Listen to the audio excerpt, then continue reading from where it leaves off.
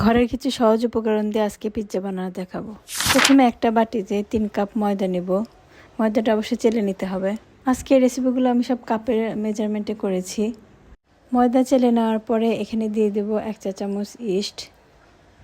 এর মধ্যে দিয়ে দেব 3 টেবিল চামচ চিনি, 3 টেবিল চামচ গুঁড়া দুধ, 1 চা চামচ লবণ দিয়ে তারপর এটাকে একটু ভালোভাবে মিশিয়ে নেব। মেশানো হয়ে গেলে এর মধ্যে দিয়ে দেবো 1/4 কাপ সয়াবিন তেল।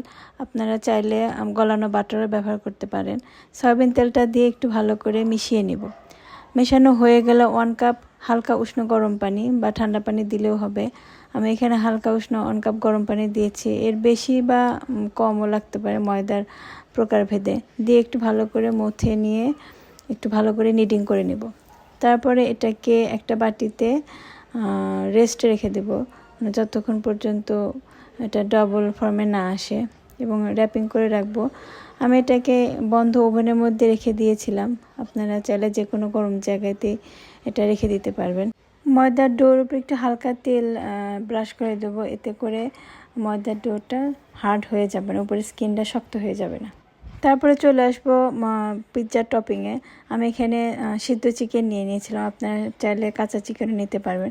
আমি এখানে 1/2 চা চামচ আদা বাটা, 1/2 চা চামচ রসুন বাটা, 1/2 চা চামচ গোলমরিচের গুঁড়া, 1/2 চা চামচ লবণ এবং একটুখানি সয়া সস দিয়ে ম্যারিনেশন করে তারপরে এটাকে একটু তেল আর পেঁয়াজ দিয়ে একটু সিদ্ধ করে নিয়েছিলাম। মশলাটা একটু কষিয়ে নিয়েছিলাম।